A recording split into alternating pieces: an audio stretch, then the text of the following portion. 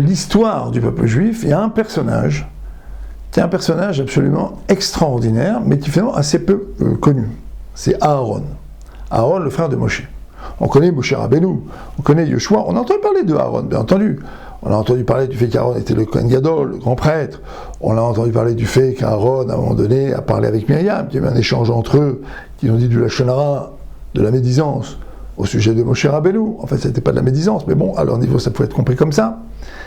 Mais c'est un personnage qui, figurez-vous, d'après le Sefer Hadorot, est revenu en Gilgoul dans Ezra.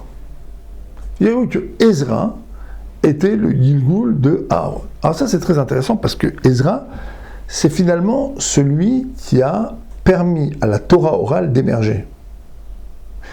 Ezra, au retour de l'exil du premier temple, après la destruction du premier temple, donc les Juifs reviennent en Eretz Israël, et Ezra va être le leader donc des Juifs en Eretz Israël. Et Ezra va introduire des règles, qui sont des règles de la Torah orale, l'interdiction de prendre ce qui a été tué par les non-juifs, parce qu'il va venir, il va trouver en Israël une masse de populations juives mêlées à des populations non-juives, mariées les uns avec les autres, avec des familles qui donc vont s'assimiler complètement, ils vont complètement disparaître du peuple juif. Donc il va créer un certain nombre de règles de la Torah orale qui limitent et qui organisent et qui structurent les relations avec les non-juifs, pour éviter l'assimilation, pour éviter la dissolution des familles juives.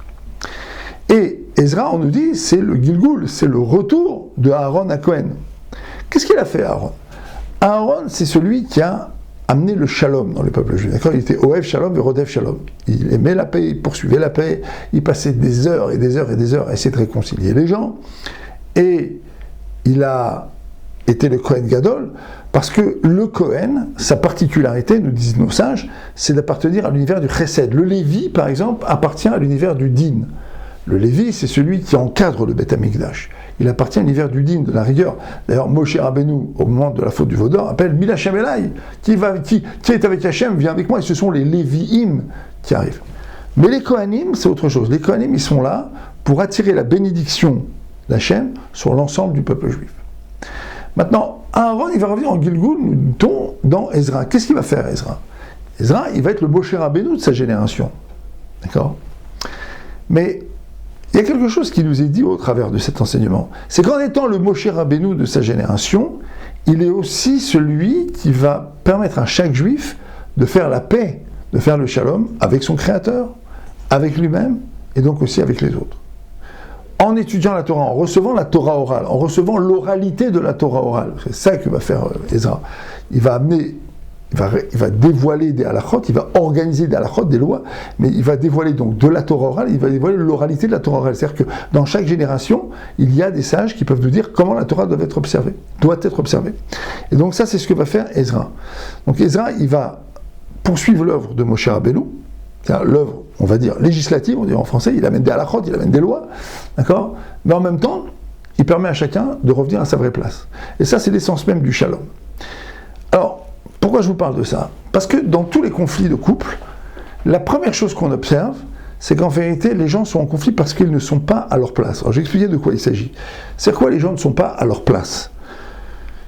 Ce n'est pas que le mari n'est pas à la place de l'homme ou la femme n'est pas à la place de la femme. C'est qu'en fait, personne n'est relié à la vérité de son être. C'est-à-dire que très souvent, l'individu, il a un potentiel, par exemple, il a un potentiel d'organisateur, mais il ne peut pas l'exprimer dans son couple. Donc il y a beaucoup de frustration. Ou alors, par exemple, la femme a un fort potentiel où elle peut donner son avis, elle peut exprimer ce qu'elle pense, comment les choses doivent marcher, et en fait, elle n'arrive pas à s'exprimer parce qu'on ne lui a jamais permis de s'exprimer. Eh bien, beaucoup de conflits naissent parce que les gens, en fait, n'expriment pas leur potentiel. C'est ce que j'appelle ne pas être à sa place, ne pas être à son makom. Plusieurs fois, j'ai dit dans les cours ici, makom, en hébreu, ça vient du mot mekayem. Mekayem, c'est ce qui porte. On dit qu'Hachem est le mekomo shel olam. Hachem est le makom, est l'endroit du monde. Ça veut dire quoi ? C'est celui qui porte le monde. Makom, il achète mekayem, il porte. D'accord ? Voilà, ça c'est le monde, et ma main, elle porte. D'accord ? Il y a des choses qui me portent, il y a des forces qui me portent. J'ai en moi ce qu'on appelle des potentiels en français, des korotes, des forces. Et en général, elles ne demandent qu'à s'exprimer dans le monde factuel. Elles ne demandent qu'à être là, qu'à être présentes. Seulement, j'ai en moi une série de barrières qui sont constitués des conditionnements que j'ai eu, qu'on a mis en place chez moi, des croyances, des fausses croyances, hein, très souvent, et des choses qui font que je n'ai pas pu exprimer des forces que j'ai en moi.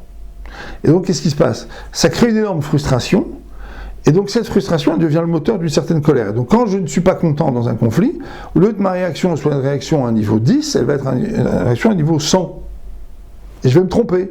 Pourquoi? Parce que dans les 90 qui sont supplémentaires ici, il y a trop de force, il y a trop d'agressivité, et c'est cette agressivité que l'autre va voir. Il va s'accrocher à cette agressivité pour dire « je ne peux pas être en communication avec lui ou avec elle parce qu'il est agressif ». Mais pourquoi les gens sont agressifs? Les gens sont agressifs parce que les gens sont frustrés, parce qu'ils ont des forces en eux, ils n'arrivent pas à les exprimer, parce qu'ils ont en eux ou alors tout simplement, ils sentent qu'ils ne sont pas compris, ils sentent qu'on ne les prend pas en compte. Et donc, qu'est-ce qui se passe? Souffrance. Et s'il y a souffrance, eh ben, il y a explosion. Alors moi, je conseille aux couples dans lesquels il y a beaucoup d'agressivité, moi je leur conseille, chacun séparément, de faire leur travail. Et que chacun, au lieu d'accuser l'autre, essaye de comprendre pourquoi il est tellement agressif. Pourquoi il est tellement agressif? Alors oui, c'est vrai, pour que ce travail soit possible, il faut qu'il y ait un minimum de paix dans le ménage. Il faut qu'il y ait un minimum, qu'il y ait un certain nombre de règles qui doivent être respectées. Mais l'essentiel du travail, très souvent dans les couples, il est que chacun comprenne pourquoi il éprouve le besoin de dire les choses avec agressivité ou avec violence. Et en général, c'est parce qu'il y a un certain nombre de choses qui portent en lui, qui sont complètement enfouies, et qu'il n'arrive pas à exprimer. Et vous voyez, Aaron, par exemple, c'est l'homme du shalom, d'accord? Il s'est réjoui dans son cœur du fait que Moshe dirigeait le peuple juif. Plus tard, il va revenir pour diriger à son tour le peuple juif, mais en fait, l'essence même de cet individu, elle est là, c'est ce qui le porte. Ce qui le porte, c'est de mettre les choses à leur place. C'est ce qui porte Aaron. Et Aaron, on peut dire que c'est un homme qui a accompli son tachlit, il a accompli ce pourquoi il est vu dans le monde. Moshe Rabbeinu, la même chose. D'une certaine manière, les tzadikim, pourquoi est-ce que les tzadikim sont un exemple pour nous? Parce que ce sont des gens qui savent utiliser leurs forces. Ce sont des gens qui savent aussi maîtriser leurs mauvaises forces. Et ce qui fait que nous n'arrivons pas souvent à maîtriser nos mauvaises forces, c'est parce que nous ne savons pas utiliser nos vraies forces. Alors Rav Wolbe le disait différemment, il disait malheur à celui qui ne connaît pas ses faiblesses, et doublement malheur à celui qui ne connaît pas ses qualités.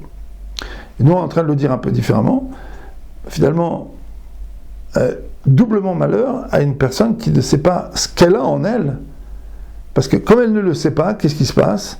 Alors elle devient agressive et elle développe effectivement des faiblesses qui sont liées à la colère et à la frustration. Donc, ce qui est le plus important dans les couples dans lesquels il y a beaucoup d'agressivité, d'accord, de part et d'autre, établissez un certain nombre de règles qui soient des règles, on va dire, de vie en commun, d'accord, mais faites chacun votre travail, un vrai travail, pour essayer de comprendre finalement quelles sont vos forces et quelles sont donc vos frustrations, et ce qui fait que vous êtes en colère. Voilà, à très bientôt.